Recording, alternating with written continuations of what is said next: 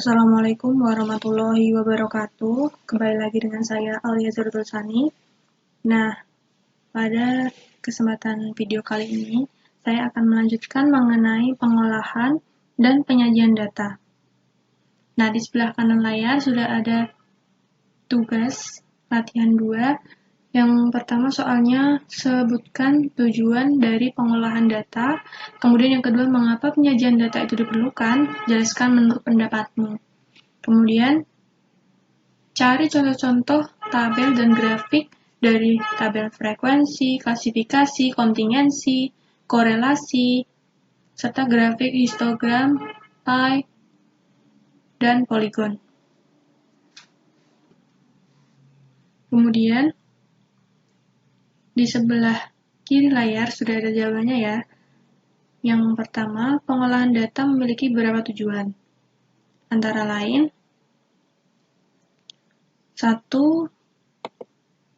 Mengorganisir data. Nah, hal ini tuh merupakan hal yang paling mendasar untuk mengorganisir data secara sistematis dan terstruktur. Dengan demikian, data akan lebih mudah untuk diakses, diolah, serta dikelola. Kemudian yang kedua ada memproses data. Pengolahan data juga bertujuan untuk memproses data menjadi informasi yang lebih bermakna dan berguna. Proses ini meliputi penyaringan, analisis, dan penyajian data. Kemudian yang ketiga ada menyimpan data. Pengolahan data juga bertujuan untuk menyimpan data secara aman dan efisien. Dengan cara ini, data akan dapat diakses dan digunakan kapan saja dan di mana saja. Yang keempat ada membantu pengambilan keputusan. Tujuan pengolahan data adalah untuk membantu pengambilan keputusan dengan memberikan informasi yang akurat dan tepat waktu. Informasi ini dapat digunakan untuk membuat keputusan bisnis, keputusan investasi, maupun keputusan-keputusan yang lain. Kemudian yang kelima adalah meningkatkan efisiensi dan produktivitas. Pengolahan data bertujuan untuk meningkatkan efisiensi dan produktivitas dalam suatu organisasi atau perusahaan dengan data yang terstruktur dan tersedia secara mudah. Proses bisnis ini akan dilakukan dengan lebih cepat dan efektif. Lalu untuk soal kedua, mengapa penyajian data ini diperlukan? Nah, sebenarnya ada beberapa alasan mengapa penyajian data itu sangat penting. Yang pertama, membuat informasi lebih mudah untuk dipahami. Dengan cara penyajian data yang baik, informasi yang terdapat dalam data dapat disajikan dengan secara visual dan mudah dipahami. Hal ini akan membantu orang yang mungkin tidak terbiasa dengan data ataupun analisis statistik untuk lebih memahami informasi yang disampaikan. Kemudian yang kedua ada memudahkan komunikasi. Penyajian data yang baik ini dapat membantu memudahkan komunikasi antara individu atau kelompok yang berbeda. Misalnya, dalam suatu perusahaan, informasi yang disajikan dalam bentuk grafik ataupun tabel dapat membantu tim yang berbeda untuk lebih memahami situasi dan berkomunikasi dengan lebih efektif lagi.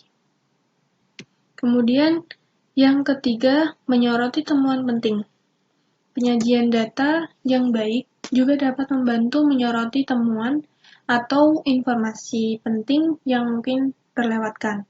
Misalnya jika ada tren atau pola yang tertentu dalam data, penyajian data yang baik dapat membantu menyoroti dan membuatnya lebih mudah untuk dilihat oleh orang lain. Kemudian yang keempat ada memotivasi tindakan. Dengan cara penyajian data yang baik, informasi dapat disajikan dalam cara yang memotivasi tindakan dan perubahan. Misalnya, dengan menunjukkan dampak dari suatu kebijakan ataupun tindakan, penyajian data yang baik dapat membantu memotivasi individu atau kelompok untuk mengambil tindakan yang diperlukan.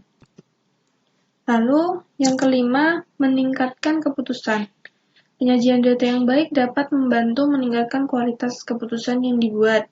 Dengan cara ini, keputusan yang diambil dapat didasarkan pada data yang dan analisis yang akurat, sehingga dapat menghasilkan hasil yang lebih baik dan lebih efektif. Lalu kemudian ini sudah ada contoh ya. Untuk soal ketiga sudah ada contoh tabel frekuensi. Seperti ini ya teman-teman. Ini ada entah nilai, frekuensi, presentase, kemudian ini ada tabel klasifikasi, ada jenis barang, satuan harga satuan, jumlah barang, total harga, ini diklasifikasikan ya. Dibedakan berdasarkan beberapa kelompok, kemudian ini ada tabel kontingensi, seperti ini. Kemudian ini ada tabel korelasi.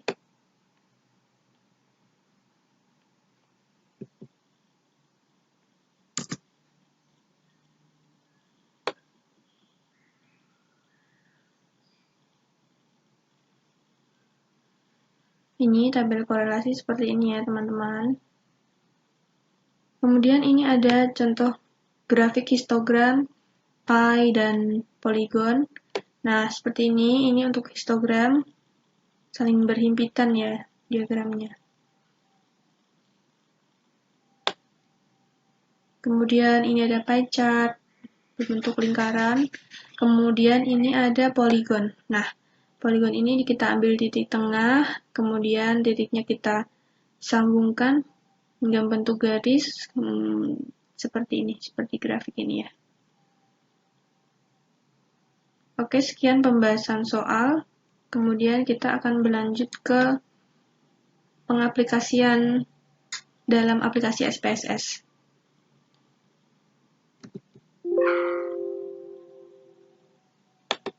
Nah, selanjutnya teman-teman, ini sudah ada contoh data tabel mahasiswa ya. Seperti ini.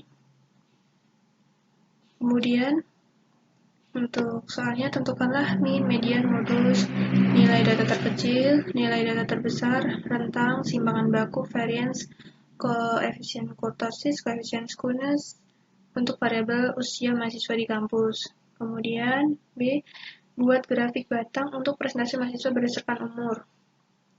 Untuk C, buat grafik batang untuk presentasi mahasiswa berdasarkan agama.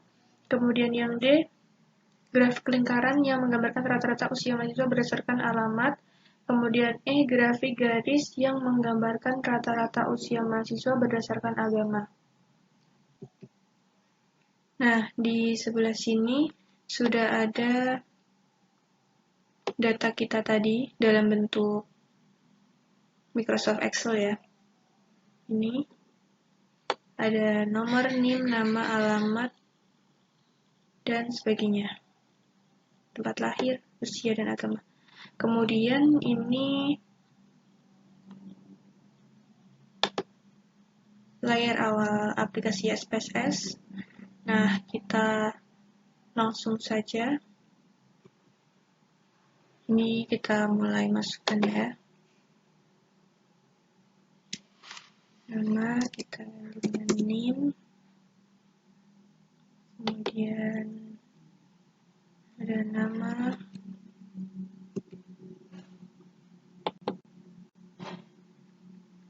Ada alamat.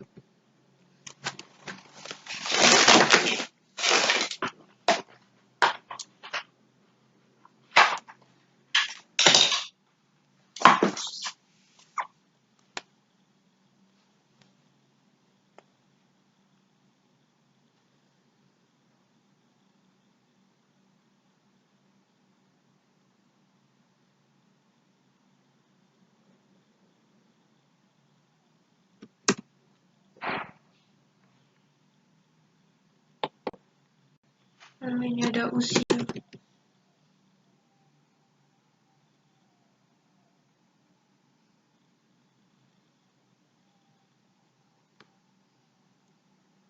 Kemudian untuk values-nya tetap none.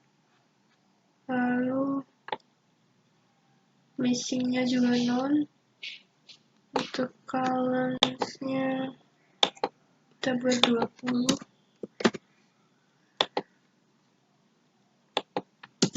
samakan saja.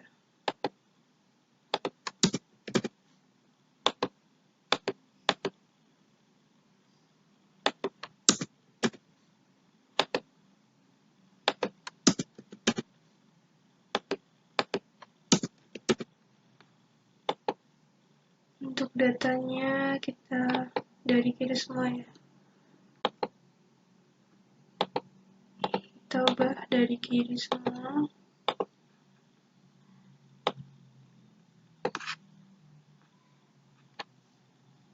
Kemudian untuk measure-nya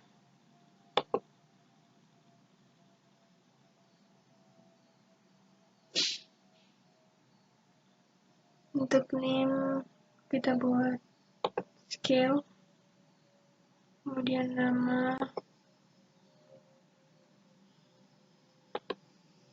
nominal. Untuk tempat lahir tetap nominal. Untuk usia ini kita buat scale, ini juga scale. Oke, sudah.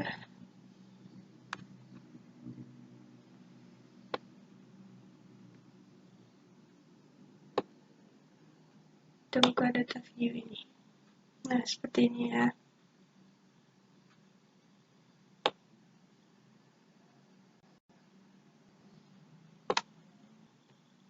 Kemudian untuk mempersingkat kita copy saja semua data ini. Ctrl C.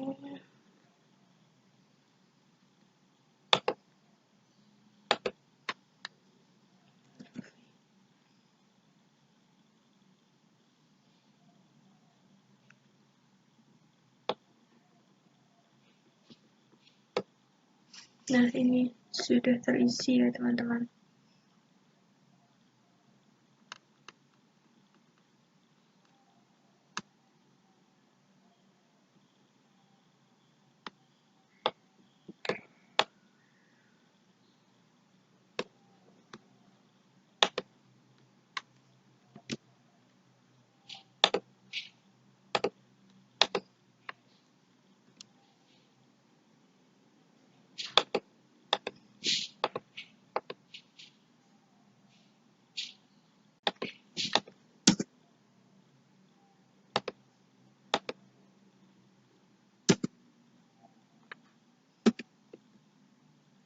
Ini kita tulis manual saja karena tidak bisa masuk. Oke, sudah semua.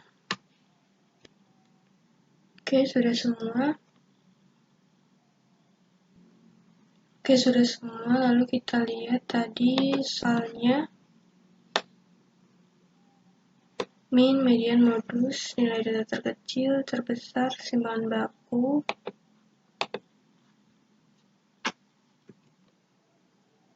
Nah, ini kita klik analysis, kemudian descriptive statistik, kemudian descriptive,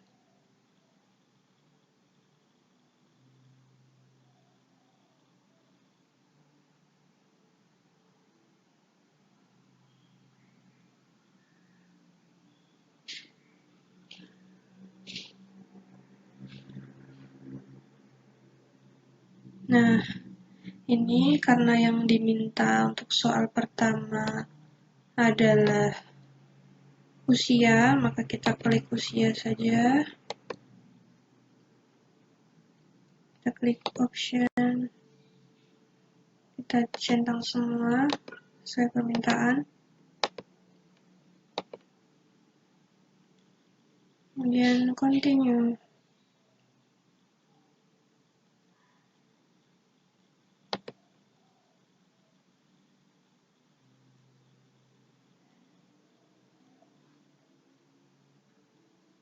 Oke. Nah, seperti ini ya. Ini sudah ada hasilnya untuk statistik. range-nya 7, kemudian minimum statistiknya adalah 38, kemudian maksimumnya 45 dan maksimum.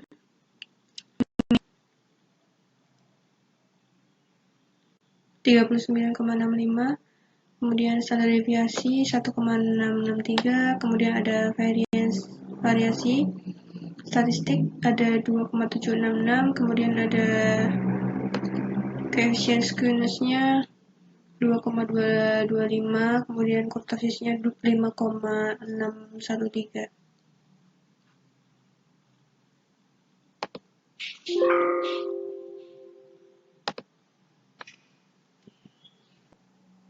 Nah, kemudian untuk soal yang kedua, grafik batang berdasarkan umur. Kita klik graphs, kemudian bar, karena diminta ini grafik batang ya, kita pilih simple saja. Kemudian ini summarize of for groups of cases, define.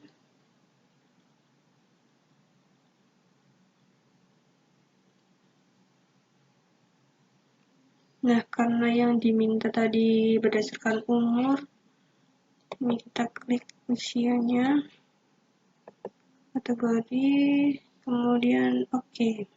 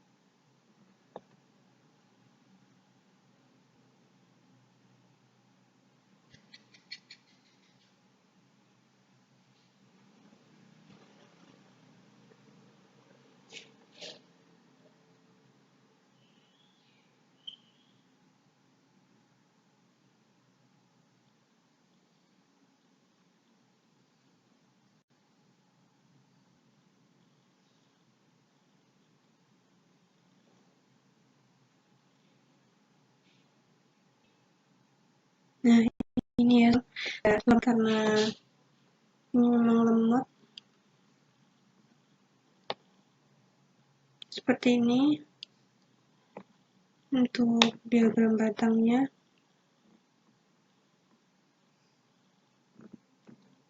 Bisa dilihat ada ini usia 38, 39, 40, kemudian 43. Diagramnya, grafiknya seperti ini.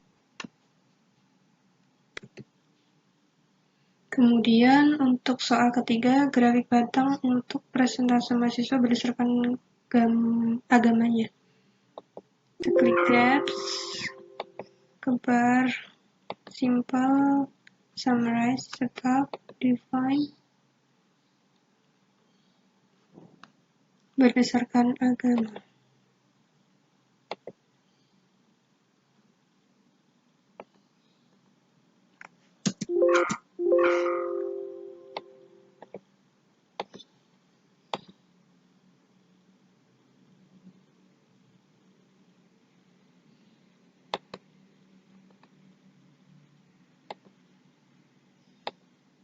Klik agama. Oke. Kita tunggu ya, karena agak lemot.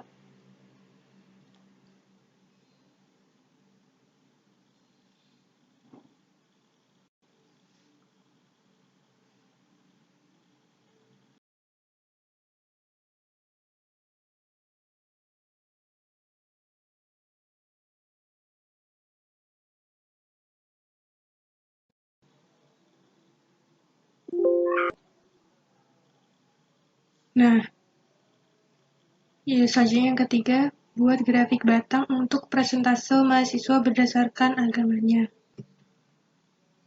Kemudian yang diminta nomor 3, kita klik graphs, bar, kemudian simple, kemudian summarize for groups of cases, klik define.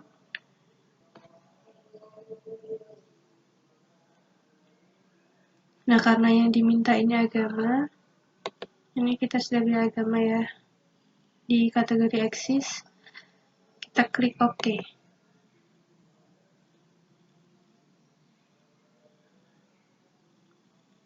Kita tunggu dulu.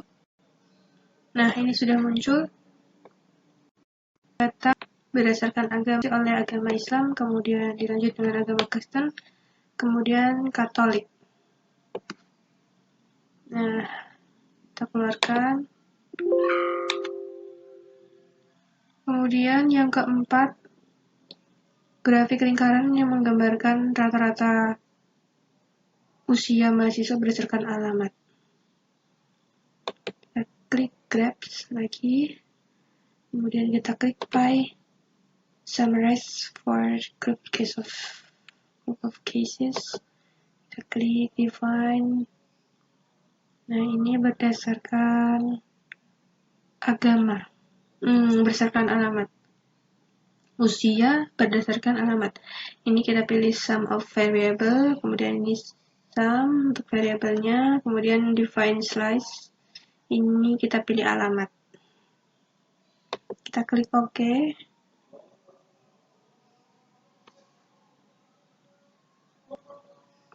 Nah, seperti ini ya. Ini sangat berwarna-warni. Mungkin nanti di video nggak kelihatan, tapi ini sangat berwarna-warni. Percayalah. Sudah, kita klik keluarkan. Kemudian yang terakhir, buat grafik yang menggambarkan rata-rata grafik garis, rata-rata usia mahasiswa berdasarkan agama. Kita klik grab, kemudian kita pilih line, karena garis yang bintang, kemudian kita klik simple. Ini summarize for group of cases, kita klik define. Kemudian ini rata-rata usia mahasiswa berdasarkan agama. Ya, ini kita pilih other statistik dulu. Terus rata-rata usia, kita klik ini variabel. Kemudian untuk kategorinya kita pilih agama.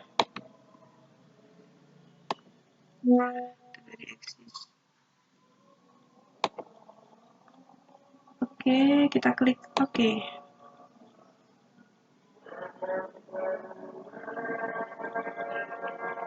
Nah, seperti ini ya teman-teman.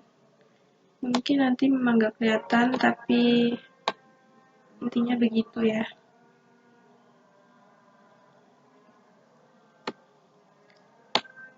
Oke, sudah. Kita keluarkan. Oke, sekian dulu pemaparan materi dalam video pembelajaran kali ini. Apabila ada kekurangan, mohon maaf ya. Mungkin gambarnya memang tidak bisa muncul, tapi kurang lebih kira-kira nanti begitu cara untuk mengoperasikannya. Oke, terima kasih teman-teman. Terima kasih sudah menonton.